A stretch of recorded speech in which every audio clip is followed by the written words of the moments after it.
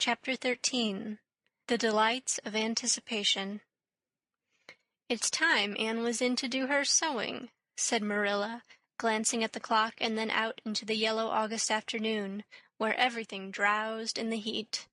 "She stayed playing with Diana more than half an hour more'n I gave her leave to, and now she's perched out there on the woodpile talking to Matthew, 19 to the dozen, when she knows perfectly well she ought to be at her work.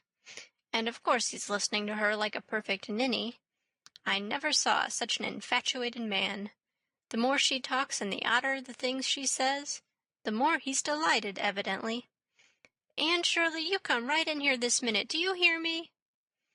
A series of staccato taps on the west window brought Anne flying in from the yard, eyes shining, cheeks faintly flushed with pink, unbraided hair streaming behind her in a torrent of brightness.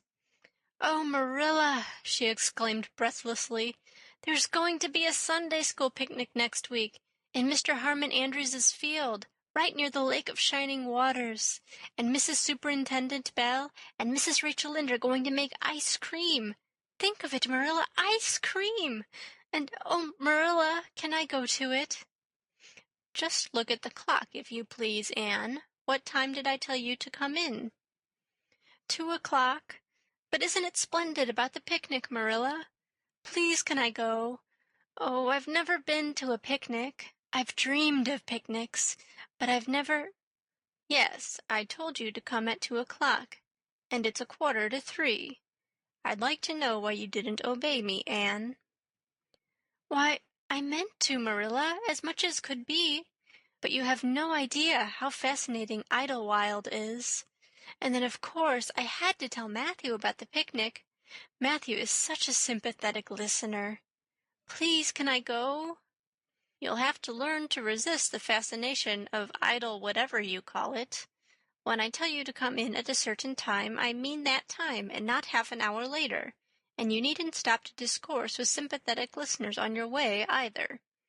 As for the picnic, of course you can go. You're a Sunday school scholar, and it's not likely I'd refuse to let you go when all the other little girls are going." But, faltered Anne, "Diana says that everybody must take a basket of things to eat.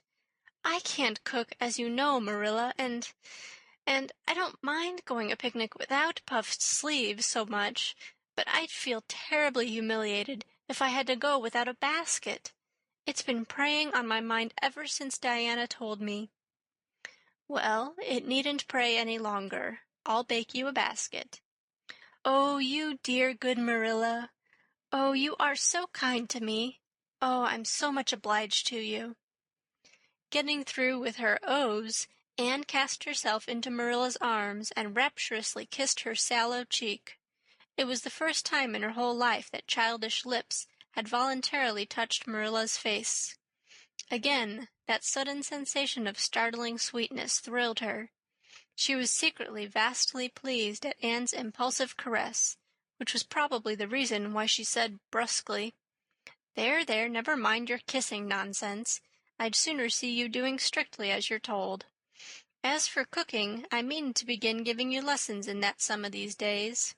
But you're so feather-brained, Anne, I've been waiting to see if you'd sober down a little and learn to be steady before I begin. You've got to keep your wits about you in cooking, and not stop in the middle of things to let your thoughts rove all over creation. Now, get out your patchwork and have your square done before tea-time." "I do not like patchwork," said Anne dolefully, hunting out her work-basket and sitting down before a little heap of red and white diamonds with a sigh. "I think some kinds of sewing would be nice, but there's no scope for imagination in patchwork. It's just one little seam after another, and you never seem to be getting anywhere. But of course I'd rather be Anne of Green Gables sewing patchwork than Anne of any other place with nothing to do but play. I wish time went as quick sewing patches as it does when I'm playing with Diana, though. Oh, we do have such elegant times, Marilla. I have to furnish most of the imagination, but I'm well able to do that. Diana is simply perfect in every other way. You know that little piece of land across the brook that runs up between our farm and Mr. Barry's? It belongs to Mr. William Bell, and right in the corner there is a little ring of white birch trees, The most romantic spot, Marilla. Diana and I have our playhouse there. We call it Idlewild. Isn't that a poetical name? I assure you it took me some time to think it out. I stayed awake nearly a whole night before I invented it. Then, just as I was dropping off to sleep, it came like an inspiration. Diana was enraptured when she heard it. We have got our house fixed up elegantly. You must come and see it, Marilla, won't you? We have great big stones all covered with moss for seats and boards from tree to tree for shelves, and we have our dishes on them. Of course they're all broken, but it's the easiest thing in the world to imagine that they are whole. There's a piece of a plate with a spray of red and yellow ivy on it that is especially beautiful. We keep it in the parlor, and we have the fairy glass there too. The fairy glass is as lovely as a dream. Diana found it out in the woods behind their chicken house. It's all full of rainbows, just little young rainbows that haven't grown big yet. And Diana's mother told her it was broken off a hanging lamp they once had. But it's nice to imagine the fairies lost it one night when they had a ball, so we call it the fairy glass. Matthew is going to make us a table. Oh, we have named that little round pool over in Mr. Barry's field Willowmere. I got that name out of a book Diana lent me. That was a thrilling book, Marilla. The heroine had 5 lovers. I'd be satisfied with one, wouldn't you? She was very handsome, and she went through great tribulations. She could faint as easy as anything.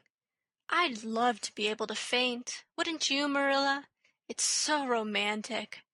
But I'm really very healthy, for all I'm so thin. I believe I'm getting fatter, though. Don't you think I am? I look at my elbows every morning when I get up to see if any dimples are coming. Diana is having a new dress made, with elbow sleeves. She's going to wear it to the picnic. Oh, I do hope it will be fine next Wednesday. I don't feel that I can endure the disappointment if anything happened to prevent me from getting to the picnic. I suppose I'd live through it, but I'm certain it would be a lifelong sorrow. It wouldn't matter if I got to 100 picnics in after years. They wouldn't make up for missing this one.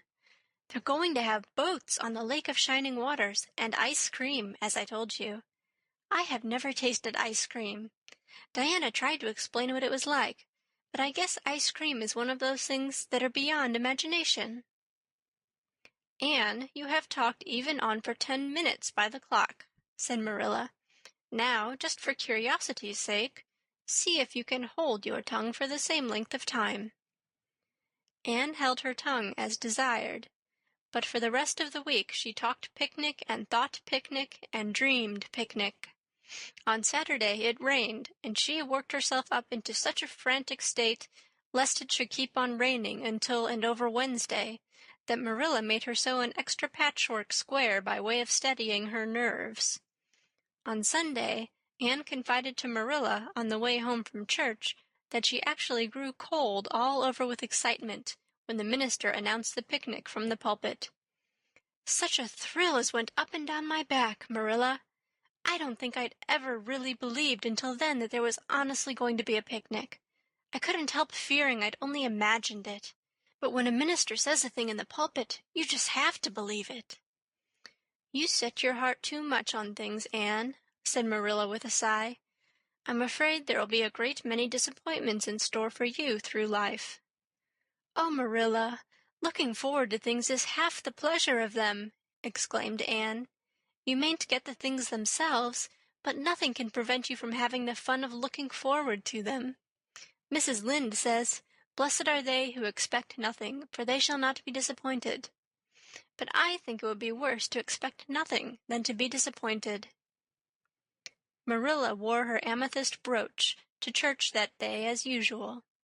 Marilla always wore her amethyst brooch to church. She would have thought it rather sacrilegious to leave it off, as bad as forgetting her Bible or her collection dime. The amethyst brooch was Marilla's most treasured possession. A seafaring uncle had given it to her mother, who in turn had bequeathed it to Marilla. It was an old-fashioned oval, containing a braid of her mother's hair, surrounded by a border of very fine amethysts. Marilla knew too little about precious stones to realize how fine the amethysts actually were, but she thought them very beautiful, and was always pleasantly conscious of their violet shimmer at her throat, above her good brown satin dress, even though she could not see it. Anne had been smitten with delighted admiration when she first saw that brooch. "Oh, Marilla, it's a perfectly elegant brooch. I don't know how you can pay attention to the sermon or the prayers when you have it on. I couldn't, I know. I think amethysts are just sweet. They are what I used to think diamonds were like. Long ago, before I had ever seen a diamond, I read about them, and I tried to imagine what they would be like. I thought they would be lovely, glimmering purple stones. When I saw a real diamond in a lady's ring one day, I was so disappointed I cried. Of course it was very lovely, but it wasn't my idea of a diamond. Will you let me hold the brooch for 1 minute, Marilla? Do you think amethysts can be the soul of good violets?"